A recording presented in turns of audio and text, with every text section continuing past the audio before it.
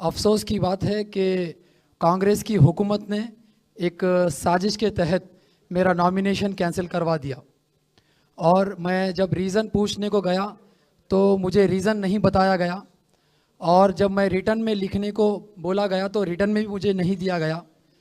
तो ये एक साजिश के तहत ये एक साबित होता है कि मुझे साजिश के तहत मेरा ये एप्लीकेशन रिजेक्ट किया गया।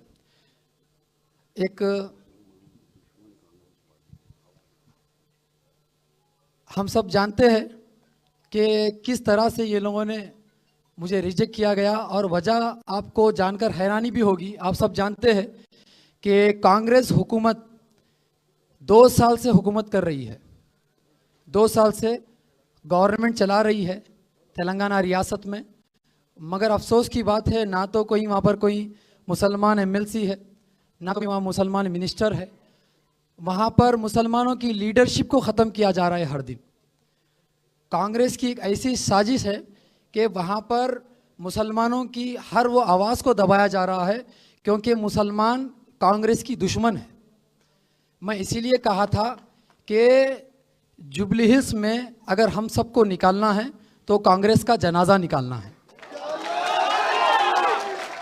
मैं इसलिए कहा था क्योंकि कांग्रेस का जनाजा इसलिए निकालना है क्योंकि रेवंत रेड्डी की हुकूमत, आपको जानकर हैरानी होगी कि जब मैं ये अल्फाज बोला कि कांग्रेस का जनाजा निकालना है तो तमाम मिनिस्टर्स, कांग्रेस के तमाम वो बड़े बड़े लोग मेरे घर पर आने के लिए तैयार हो गए और बोलने लग गए कि सलमान भाई आपको क्या होना हम देने तैयार है, सलमान भाई आपको क्या, आपको इख्तियार देने के लिए हम तैयार है।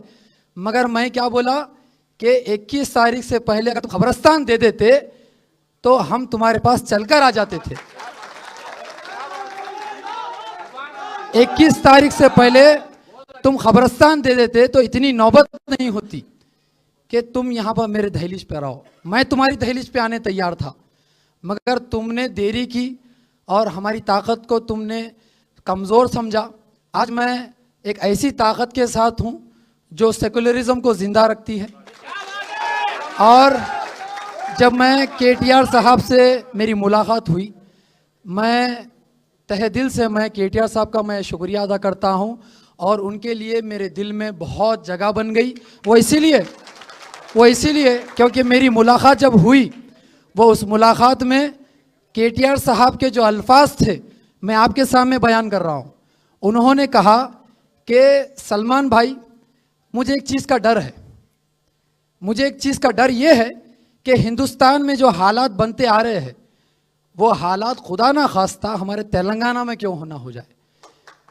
ऐसे हालात मुझे डर है। वो कौन से हालात है कि जहाँ पर एक ही थाली में खाने को बैठे तो उसमें हिंदू भी हो, उसमें मुसलमान भी हो, उसमें सिख भी हो, उसमें ईसाई भी हो। ऐसा माहौल तेलंगाना का होना चाहिए। जब ये अल्फाज मैं सुना कि एक हम जो है ना गंगा जमुना तहजीब को जो है ज़िंदा रखने के लिए हमारे केटीआर साहब के दिल में एक तड़प है, एक फ़िक्र है, तो बहुत बड़ी बात है, बहुत बड़ी बात है।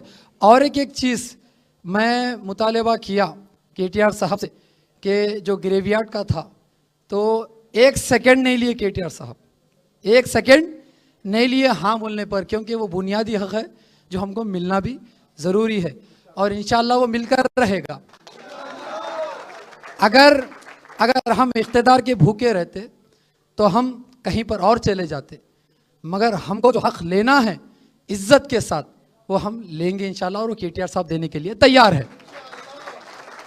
और ये कांग्रेस की हुकूमत कल से ख़रीदने की कोशिश कर रही थी, कल से ख़रीदने की कोशिश कर रही थी, तमाम वो मिनिस्टर्स ख़रीदने की कोशिश कर रहे थे। तो मैं ये बात केटीआर साहब के सामने भी रखा। केटीआर साहब ने कहा कि हम लड़ रहे हैं, हम वॉरियर्स हैं, हम फाइटर्स हैं, हम हमारे हक़ लेने के लिए हम फाइट करेंगे। तो ये बात भी अच्छी दिखी। अब मैं ये कांग्रेस के जो जितने ज़िम्मेदार जो मेरे पीछे लगे हुए थे, कल से पूरी ताकत लगा लिए, पूरे मिनिस्टर्स आ गए, तमाम वो ज़िम्मेदार आ गए, ये बोलने लगे कि तुमको ये दे देंगे, वो दे देंगे, आदान वो ये कर देंगे। आप बस एक बार सीएम रेवंत रेड्डी साहब के साथ मुलाकात कर लो। मगर मेरा दिल जो है ना ज़मीर गवारा नहीं करा, ना मेरा ईमान गवारा करा कि मैं खबरस्तान का सौदा कर सकूं। ये लोग खबरस्तान नहीं दे सकते, वो सबको मालूम है। और हमारी जुबली हिल्स में जो लड़ाई है वो खबरस्तान की है, और मेरा मकसद था खबरस्तान हासिल करना। वो केटीआर साहब आपको आगे बताएंगे इंशाल्लाह। और मैं उम्मीद कर रहा हूँ यहाँ जितने भी लोग यहाँ पर अब जो आए हैं पूरे जुबली हिल्स के जिम्मेदार है। हाथ उठाओ कितने जुबली हिल्स के मेरे साथ आए हुए। तमाम ये जिम्मेदार अहद कर लो कि आने वाले दिनों में जुबली हिल्स में कांग्रेस का जनाजा निकालने के लिए तैयार है इंशाल्लाह। और बीआरएस को इतना मजबूत करना है पूरी रियासत में तेलंगाना रियासत में बीआरएस का झंडा ऊंचा करना है इंशाल्लाह। और जो रेवंत रेड्डी जो हुकूमत चला रहे, वो रेवंत रेड्डी की उसकी औकात भी ये बताना है कि हम कमजोर नहीं हैं, हमको पूछने वाला एक मसीहा हमारे दरमियान में है। तुम मुसलमानों के वोट तो हासिल कर लिए, मगर तुम हमको पूछ के नहीं देखे, एक बुनियादी हक तुम नहीं देख सके, मगर सिर्फ मुसलमानों के तुम वोट लेते गए और आज तक हमको कुछ हासिल नहीं हुआ। मैं उम्मीद करता हूं कि केटीआर साहब, केसीआर साहब की ज़ेर सदारत में कि हमारी तरक्की भी होगी, हमारी हिफाजत भी होगी, तेलंगाना रियासत की तरक्की भी होगी। अगर मैं कुछ जाने अनजाने में अगर केसीआर साहब और केटीआर साहब के बारे में अगर मैं कुछ अल्फाज भी इस्तेमाल किया हूं तो मैं माज़ीरत चाहता हूं साहब आपसे। मेरे बड़े हैं और मेरे दिल में इज़्ज़त होती है बड़ों की, क्योंकि मेरी तरबियत हुई है बड़ों की इज़्ज़त करना। अगर मेरी गलती होती है तो मैं नादिम भी हो जाता हूँ, ये मेरी तरबियत है।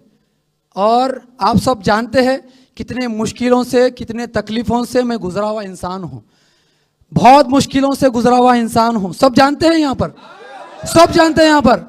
और जुल्म करने वाले कोई और नहीं थे, वो हमारे ही लोग थे जो हमारे पे जुल्म करे।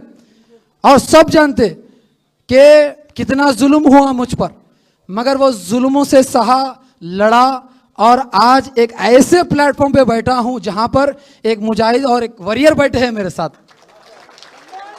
तेलंगाना रियासत अलग करने के लिए बहुत कुर्बानियां उठाई है, तो ऐसे वॉरियरों के साथ एक वॉरियर जुड़ना जो है ना बहुत अच्छी बात है। ऐसे लोगों के साथ नहीं जो आपको खरीदने की बात करते,